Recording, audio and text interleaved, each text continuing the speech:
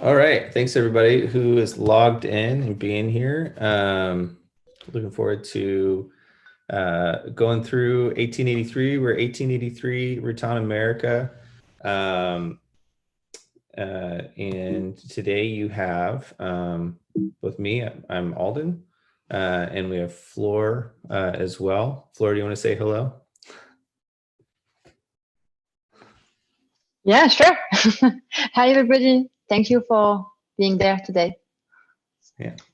And my name is Alden Kelly. I'm a partner at Gourmet Source, and I also West Coast Regional Sales Manager. I'm based in Portland, Oregon, um, here on the West Coast, where I think most of you are today. And yeah, so I work with 1883 here in the U.S. and a number of other coffee and tea focused lines. I specialize in the coffee and tea beverage space, and really enjoy the 1883 brand and look forward to telling y'all about everything about why 1883 is a good choice for your cafe. Just as a reminder, while we're on here, I can't hear anything that you're saying. If you have any questions, you can either wait to the end or you can comment, and I believe Flora will be moderating the comment and question section. And I will do my best to slow down if I see your question. Otherwise, let's get going. All right, so 1883, the 1883 story starts in France. It's where it still is today. It's for the last 135 years. 1883, which is traditionally known as Maison Routin, has been a leader in the flavored syrup space, actually starting with vermouth and different alpine liqueurs, very high end, very high quality, and then later moved into the premium flavored syrup spaces with sauce and fruit purees as well. So a lot of what you would associate with a very high end liqueur, things coming from a high end distillery, is the expertise that goes into the 1883 brand of syrups. And that's where the quality comes from. It's this know-how with flavors, and this know-how for high-end products that goes into everything that we do. And yeah, so Chambéry is the birthplace of 1883, and it's still where 1883 is made to this day, all of it. So I know some of you may have been worried. Chambéry is right here over in the lower corner of France, very near Switzerland and Italy. This is an area known for high-end syrups and liqueurs. That's an alpine region. And there's some very important reasons why this company is based there, and what that means for you, and we'll get into that. So if there's anything we want you to know today coming away from this, it's this. We're going to go a lot deeper into all of these. But 1883, we make syrups, obviously. Sauces, meaning chocolate, caramel, white chocolate. We have a hazelnut chocolate, which is like a very good Nutella, which I love, and strawberry sauce. We also have fruit purees and all fruit smoothies. We have 135 syrups, which is a lot for different reasons. You don't need all of those in your shop, though. Don't worry. We'll get into the specifics there. The other thing, the reason why 1883 has been successful over the years, and the reason why we've had a great partnership with Karat, Lollicup, is 1883, the quality comes through, we're the most accurate and pure flavor profile syrup out there, meaning that if our bottle says we're peach flavored, it's going to taste like biting into a peach. What a simple concept, right? But it's actually very difficult to achieve. Another thing that is really important to know, and it's very simple, but is often missed, is we're in a 1 liter bottle. All of our competition anything else out there on the market, is in a 750 ml. We're 25% bigger. And this bottle right here, this is a rose syrup. This happens to be one of my favorites. So, one of the things to consider when you're looking at our bottles is you do get more out of each bottle. You have to change over less often. And oftentimes when you're looking at pricing, it's more, it makes more sense to drill down on what the per ounce price is, because you can get a little bit of a sticker shock with the larger bottle. Ounce per ounce, we are competitive as well. 1883, we've made a huge impact here in the US, but we are a newer brand to the US as far as brand recognition. But really, we're a very global brand. Europe leading, and Asia being a very big market for us as well. We only have one production facility in France. That speaks to our consistency and sort of our obsessive attention to detail. We'll dive into that a little bit further later. And maybe the most important thing here is we win blind cuttings based on flavor quality. So if you were to line up our syrup against other manufacturers, you'll find that statistically we win more of those blind cuttings, not having to do with brand, not having to do with anything except for what does it taste like, what's the aroma that you're getting off of the product. We're clean by default. And what does that mean? A lot of US manufacturers are making the choice to go clean label. It's often a choice that US manufacturers are making, and manufacturers around the world. The French and EU regulations actually state that you cannot use GMOs. You cannot use a lot of things that would be considered in other geographies. A flavor that might be called natural here might not be considered natural in France. So everything is very, very clean, and that comes down to the regulation. So nothing slips from that. Also, we're growing very quickly in the US. People are really recognizing our quality and coming to us for those accurate flavor profiles and the customer experience that comes from that. So just to back up, syrup, why is syrup so great? One of the things is it's incredibly versatile. If you were just to take one syrup, you can achieve a lot behind the bar. If you were just to take like a vanilla syrup, for example, there's a lot of different directions that you can go with that one item that really builds out your menu offerings. It also creates a lot of opportunities for increased profitability. Not only can you expand your menu offerings, the ticket size on drink sales, and broaden your appeal to your customers, you can charge more for your flavored drinks and signature drinks. If you were to combine one or more syrups or an interesting syrup with some different ingredients that you have, you can create a drink that has more profitability built in versus a regular latte or tea drink. The average sort of upcharge that's built in for a drink with an added syrup is usually between 50 and 75 cents. That it would be passed on to the customer. That's not the additional drink cost. That's much lower. And so a pump of syrup out of here is about a quarter of an ounce. That costs about 6 cents for a 12-ounce drink. Our master recipe that we use if we're being creative or just trying to get a guideline of how much you would use is a pump. So 1/4 ounce for every 4 ounces of finished beverage. So a 12-ounce drink, 3 times 4, that's 3/4 of an ounce. That's less than 20 cents. And then you get a 50 to 75 cent upcharge. So there's some good opportunities there. And one of these bottles will make 45 12-ounce drinks. All right, so why is 1883 different? It's a great question. Well, it's unique. It's exclusively made in France, as we mentioned. It's also, there's some very high standards, not only for the French regulation, but within the company as well. Anything with an 1883 brand is 100% pure cane sugar. And pure water from the French Alps. We'll get into that a little bit later. That's not just a marketing. It's a great marketing talking point, but it's a lot more than that as well. Our best sellers are all natural. The authentic and clean taste that I had touched upon. I like to use the word accurate. It's a very accurate taste. If it says it's a certain flavor, it's going to taste like that.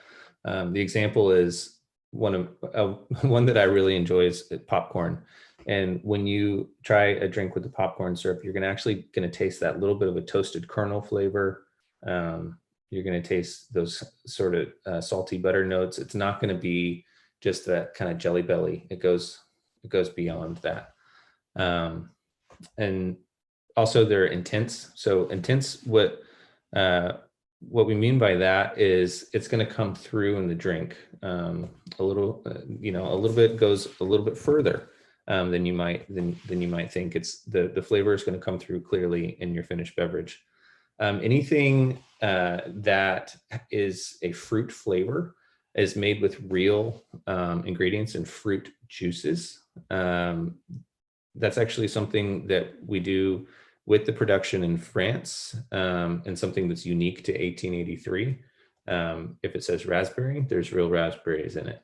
If it says strawberry, there's real strawberries in it. That's a very important thing. That's something that our competition doesn't embrace when they're manufacturing outside of France.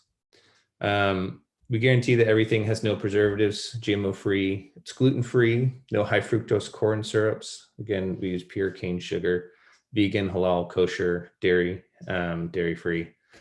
Good things when you're wanting to go confidently forward and appeal to a wide base, especially if you're based in California. I know a lot of these things talk to your customers. So yeah, more than 100 premium flavors, as I had mentioned, and again, very versatile. So we're going to go through a couple just key talking points here, why the French Alps are important, where our flavoring sort of philosophy and practices are, and then just sort of the relevance of it being made in France. So the French Alps are known, obviously, for their skiing, maybe for their fondue, if you've been there. It's a beautiful place, but one thing that they have a lot of is very pure, clean water. Chambéry is also known to be a town of another mega global brand, which is Evian, down the street from the 1883 facility.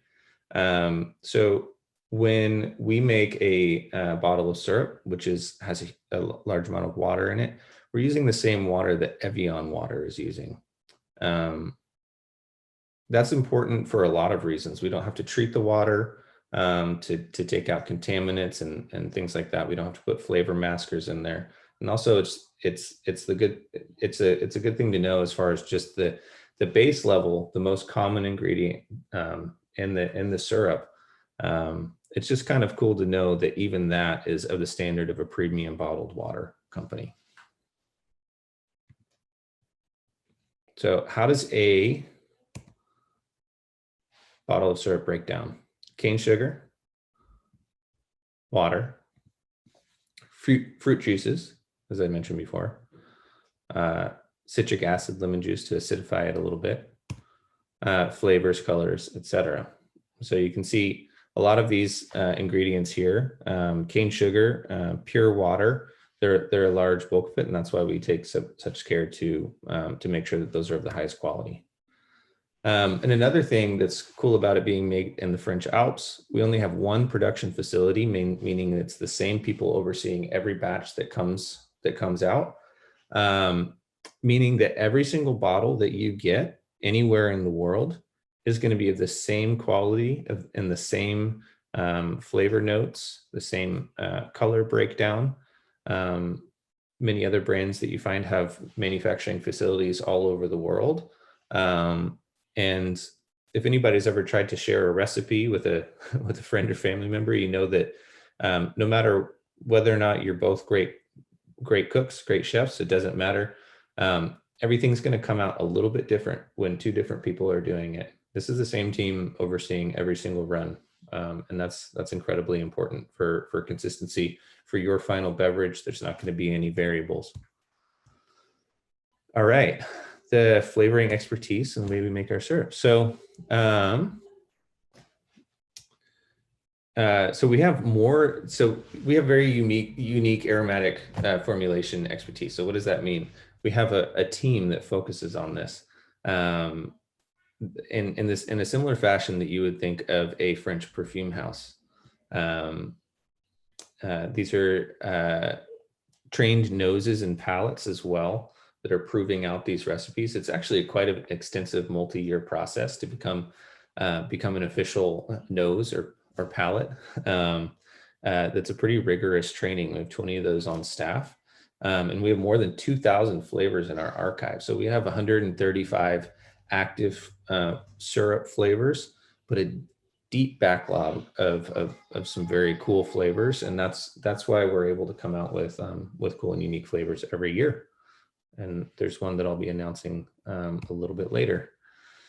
So one of the things that our trained noses and palates use, it's important, as you know, when you're trying to communicate the experience of something, that you have a shared language of what it is that you're experiencing. So they learn to speak in this language of taste and precision. What you see here is sort of a more simplified breakdown of the aromatic spectrum or the sensory analysis that they use. You'll see things like musk, cooked, phenolic, vanilla, sweet. These are all different flavor compounds, chemicals that make up the flavor experience. And this is the common language that our lab uses to communicate what they're experiencing. And with this, there comes a lot of accuracy as well.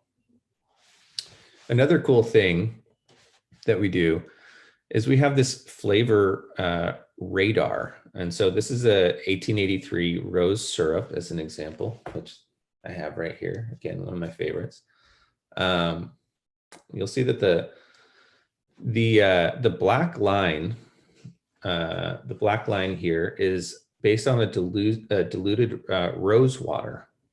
And so this is sort of the breakdown, sort of a simplified, admittedly breakdown, otherwise it'd be a bunch of chemical names here, of what the flavor experience of a diluted rose water is.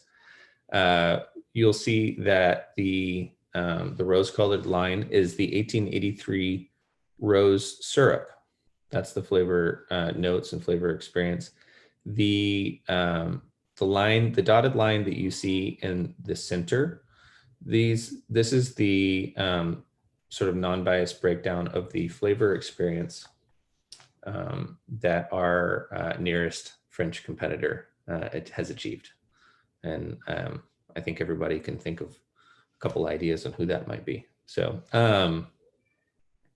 yeah, this is pretty cool. And one of the questions that I had when I first saw this was, well, why doesn't the 1883 flavor experience exactly match the rose water?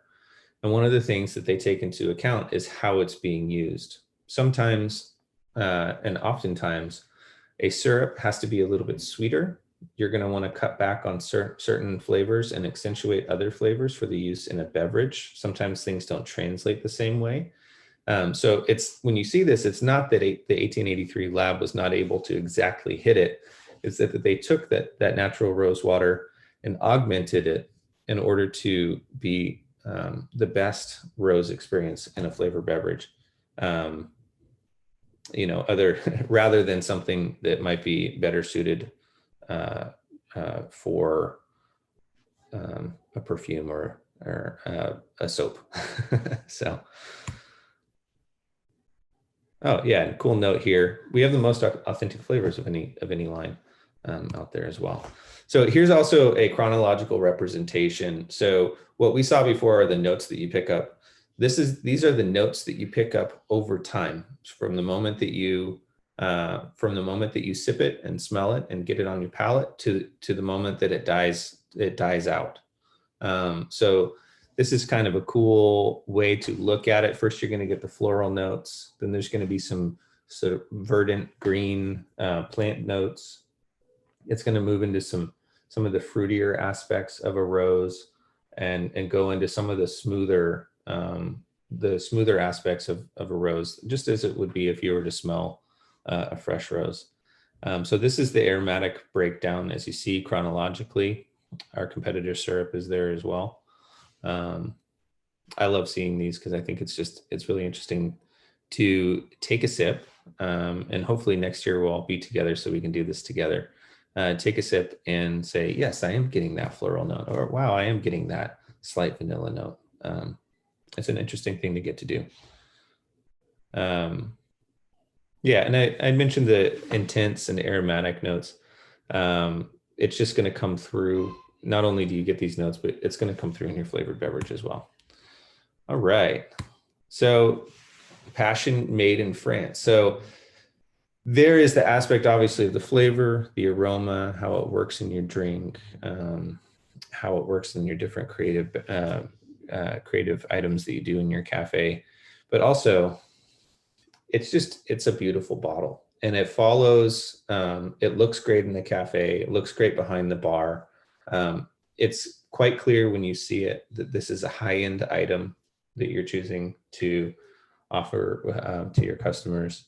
It has that French touch, the elegance, the refined taste that you would associate with Chanel, Yves Saint Laurent, Louis Vuitton, and things like that. Fleur might laugh at me because I always say this wrong. The je ne sais quoi, the I don't know what, the special quality of the French culture and French elegance and the French culinary experience.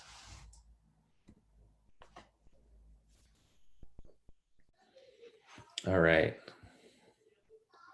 I see there's some questions coming through, and it looks like Floor's getting them. Thank you. All right. So driving a little bit down into the blind cuttings that I mentioned before. The preference is measurable. It's not simply our opinion that this is a great syrup. We have done third-party tastings with the top 20 flavors, and it resulted in 1883 being chosen 2 out of 3 times over 4 different leading brands. So that's a huge lead over the other brands you might find in the market. So you could say, not only do we think we're better, we're also statistically better than the competition.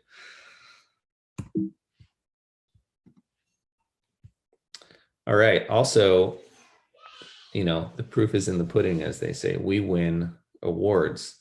We're recognized in the coffee industry and at events year after year for having great flavors and great quality of flavors. We kind of started our winning streak at Coffee Fest Nashville in 2017. That was with our spritz syrup. If anybody's familiar with a spritz, it's something that you would drink on the sort of the French Riviera. It's a bitter orange flavor, similar to a Campari or something of that style. Then our organic line, which has since been expanded considerably, won in 2018, 2017, and then again at the Fancy Food Show in 2018. We have a product that's going to be represented in an upcoming flavor called Cannelé, which is which some of you all might recognize as a little French pastry. And there's black truffle as well. That got best new product at SCA. That was a huge award for us. Very proud of that one. And then our cardamom won 2 awards as well. Cardamom is actually my favorite flavor. It's what I choose to put up in my coffee at home on an almost daily basis. And then another thing that's very cool is we're now a finalist for SCA 2021.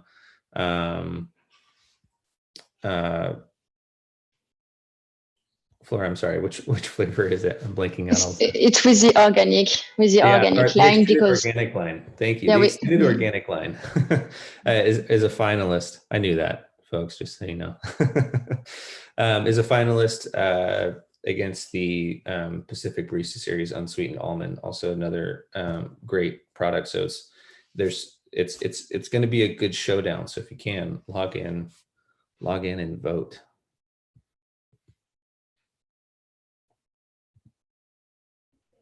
All right, the 1883 collection. You know, if we were not careful, we'd have 135 slides on this. So we we really pared this down. So bunch of flavors here. This is not all of them, but bunch of flavors here. Just as I mentioned, they're beautiful bottles. They present well behind the bar. The artwork, the shape of the bottle, they stack well together. They look great, especially if backlit or lit from below like they are in our trade show booth. But then the product inside is great too. It's 100% cane sugar, no high fructose corn syrup, no preservatives, GMO free, vegan, gluten free, dairy free, kosher and halal, as I mentioned before. I'm very proud of this lineup. Yeah, and as I mentioned as well, we're in a 1 liter bottle. It is a taller bottle. It holds more product. It's 250 ml larger than Monin, Da Vinci, Tirani. You're getting more servings out of it. That's why it is also better to, when you're considering the price, look at an ounce for ounce breakdown for a most accurate representation. So it's 33% larger. You would think that's a small detail, but you'd be surprised how often we talk about this and clarify it. So it's an important one to keep in mind. So yeah, we get 45 servings for a 12-ounce beverage with our master recipe, which is 3 pumps or 3/4 of an ounce. Other bottles get 34 servings per bottle, following the same recipe. We're really proud of the fact that we're a trendsetter and we embrace different flavors, ones that may not necessarily be on the US radar quite yet, but are coming. As I mentioned before, the popcorn is really something special. I love the dulce de leche. Yuzu is an amazing flavor that has actual yuzu juice in it, of course. The orchid has been very popular as well. You would say, well, what does an orchid taste like? I can't really explain it, but it tastes great. It works especially well in tea-based beverages, milk teas, things of the sort. It works well in coffee as well, but I feel like some of the more delicate flavors pair better with the different tea or milk tea beverages.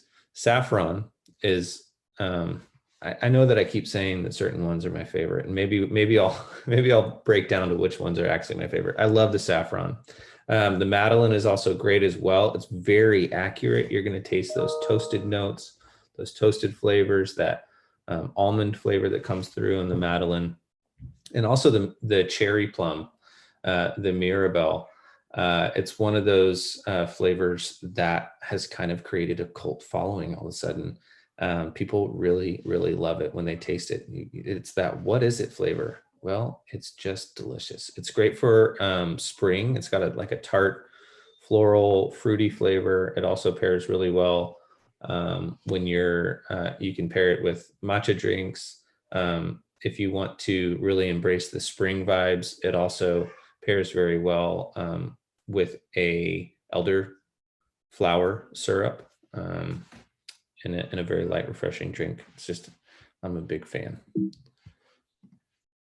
All right, so we also have our sauce line. These are premium sauces. These are also made in France. So as I mentioned, we have the chocolate sauce, the caramel sauce, the strawberry sauce, which is great for drizzling desserts and stuff. It has a great flavor and texture. And also our chocolat noisette. I know, Fleur, I said that all wrong. That's our chocolate hazelnut. It's sort of like Nutella, everything you wanted Nutella to be and just a little bit more. So we have these squeeze bottle size. We also have a 64 ounce large, and it does come with a pump, or does have a pump available, I should say. Okay, so just a quick sort of brush through on some trends here as well. Like, what are we seeing this year?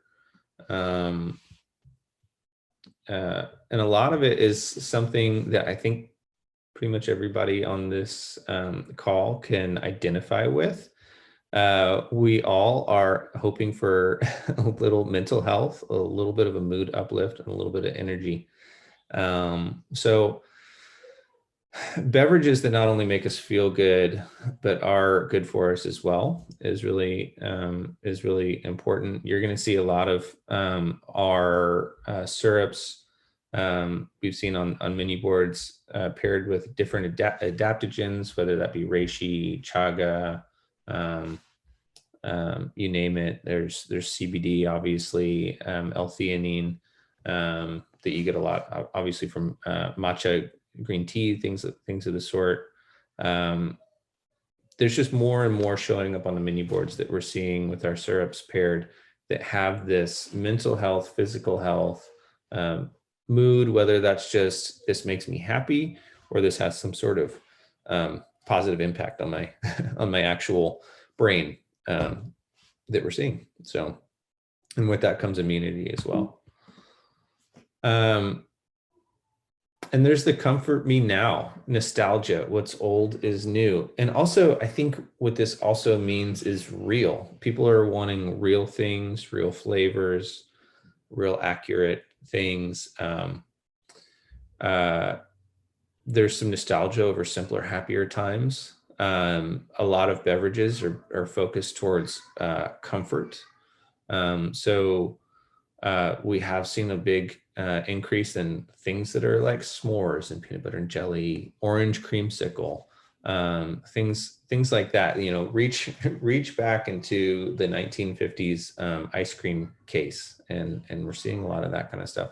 Chocolate has also grown as a flavor, which everybody loves chocolate, so that's not surprising. Other flavors that are trending this year have been cookie butter, cotton candy, graham cracker flavors.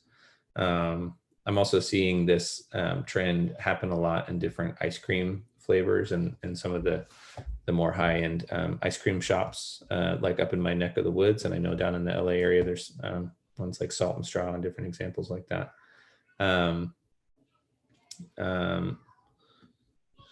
Yeah, so I'll kind of leave that there. Another one that I'm a big fan of is the cereal milk. Everybody loves cereal milk, and that's a trending flavor. So you never know, we may get on the bandwagon at some point. All right, so behavioral top trends. Not necessarily the expressed behavior, but the behavior that people are going towards. So after this last year, there's been a big focus, as I mentioned, on immunity and mental health, fitness. I think everybody kind of let that slip for a while this year. Drinking less alcohol. I know that a lot of people are going, maybe wine every night is not great, whether we're in lockdown or not. So a big behavioral trend going forward is going to be less drinking. I think where that's also relevant is mocktails. The mocktail trend is definitely gaining steam. You're also seeing more and more products like the seed lip, the non-alcoholic distilled products coming out. A lot of our flavors are being used that way in cocktail menus as well.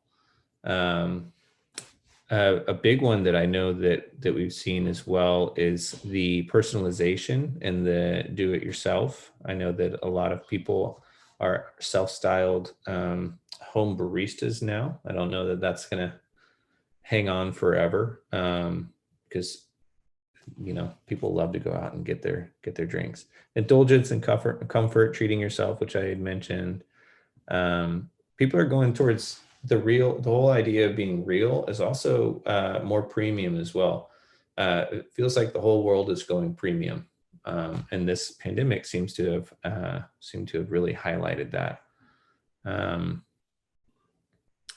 So I won't go through all of these. One of the things that I think is also interesting is, along with the indulgence and comfort and the what's old is new, is there's just, the experimenting with a lot of global flavors. People are not able to travel right now. And so they're wanting to experience things that they maybe would have experienced if they were traveling. The cardamom is a big one, I think, for that reason. The rose is a big one, I think, for that reason. The orchid. So that's an interesting, almost seems like it's a competitive trend, but it's happening at the same time. Social media has obviously exploded. I think the more social media friendly you can have your beverage and your space be, is going to be super important going forward. And then there's other things that's not necessarily pertaining to us, but gardening. I know I've been gardening, going meatless. That just kind of generally speaks to the health trends. Buying with your conscience, which is a big one. I think we've seen a lot of that online, and also supporting local businesses, opting for the local chain or the local cafe is a big one as well. So some products, ingredients, top trends. So comfort food, as we mentioned, I'll just pull out a couple ones that are really relevant to what we're talking about. Obviously, plant-based milk continues to explode. Who knows what they're going to make a plant-based milk out of next, but that continues to explode. Boba, I know is gaining a lot of steam in different sort of demographics now. The milk tea, bubble tea, cheese tea, things like that. CBD infused drinks. I think everybody's trying to relax a little bit, but and then also over down here, these mushrooms. I think a lot of you may have seen that the adaptogenic mushrooms have just exploded. Reishi, chaga, lion's mane, things like that. It's a big one. Something that we also anticipate seeing is cherry blossom. We actually have a cherry blossom flavor. We anticipate, already through some requests and some things that we're seeing coming across our desk, that this might be a big one, especially with the Olympics in Tokyo. We're looking at that. Also, botanicals are really big right now. That we have one of the largest floral lines of all of our competitors as well, including a hibiscus, which we are currently launching. So, as I mentioned, hibiscus. This is a wonderful flavor. If you've never tried a hibiscus, it's tart. It's got a very deep, very complex flavor that's very refreshing. It blends with a lot of things very well, especially teas, sparkling, juice. It is a challenge sometimes in a milk-based beverage because it is such a tart sort of flavor. And we've put a lot of effort in marketing. It's been really well received as well. We're in the news on the SCA website. We're featured in Barista Magazine, talking about this new flavor as well. Really excited about this. It's all natural as well. As well as the red currant, another really great flavor.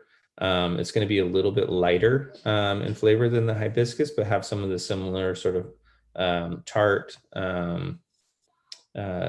sort of fruity notes. We were also highlighted in Barista Magazine for this one. They love us at Barista Magazine, if you can't tell. They really love our flavors. We're lucky to have them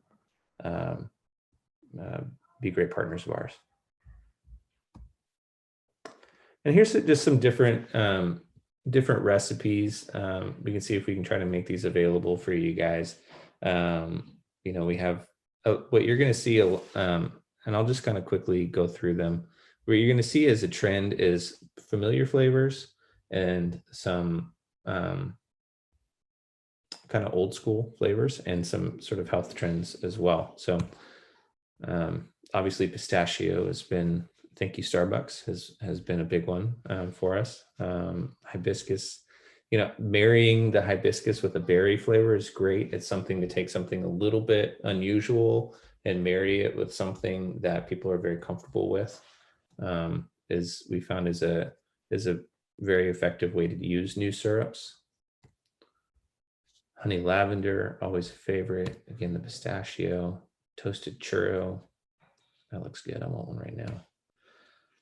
Yuzu hard seltzer. I think everybody's gotten onto the hard seltzer vein now. The yuzu is great. The yuzu is actually very popular in, with the cocktail crowd as well.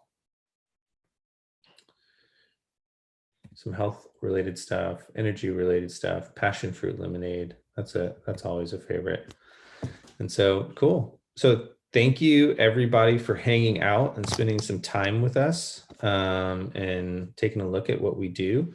Hope I illustrated well what we do, why that's important, why we're one of the best out there. And at this point, we will respond to any questions. Again, I can't hear you, but we can. I will verbally respond to anything that you guys want to ask. No, so we'll just give it a couple minutes and hang out. Thanks again.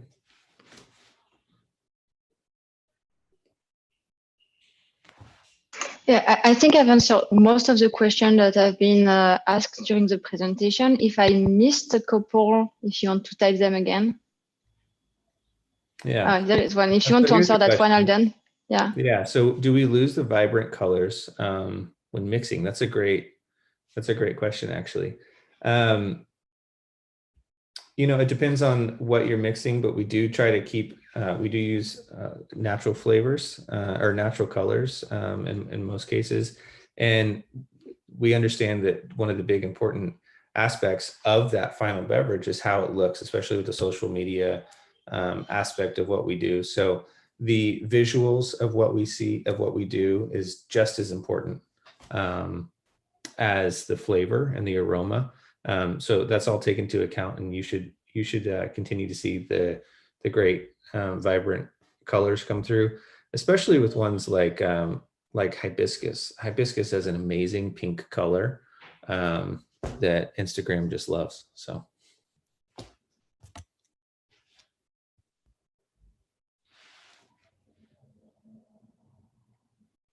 Cool. Yeah. So here's another question. How do we approach recipe building with the unique flavors that we mentioned? Example being, popcorn. Like I mentioned, one of the ways that we like to introduce new flavors is by marrying it with something that is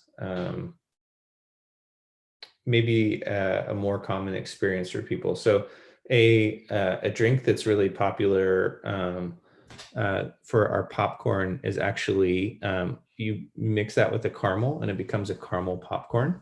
And that gives sort of a great entry point to somebody who is maybe wanting to try a popcorn, but wanting to get some familiar flavors as well. So that's what we always do. Try to mix something new, something that's a little bit more unusual with something that's a little bit more comfortable and friendly. And that's a really successful combination in recipe building.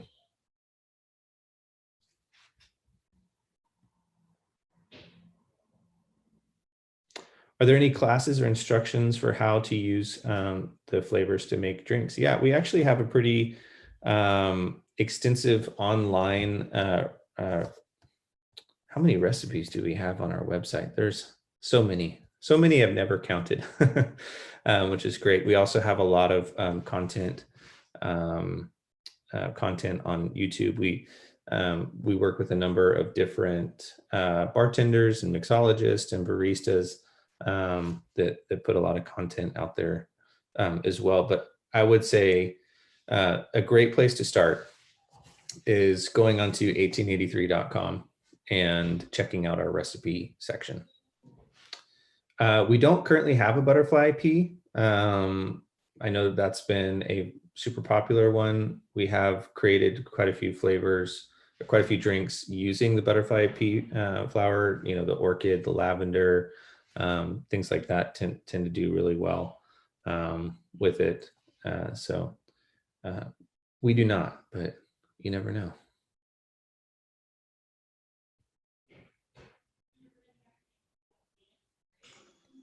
All right. Yeah, we have a recommendation to try the hazelnut chocolate sauce on graham crackers, and I will absolutely do that. I will as well. I can try that for sure. Yeah. All right. These were great questions. Thank you, everybody. Thank you, everybody, for that and for being so engaging. I see we have a lot of questions answered here. So that was fantastic. So if there's nothing else, I'll just say thanks again. And I guess reach out to your Karat Lollicup rep, and we'd love to coordinate and get samples and get any additional information that you need to make it relevant to what you're doing and your business. And hope that we can be together next year trying some fantastic drinks, and look forward to connecting again. Thank you. Bye-bye. Bye.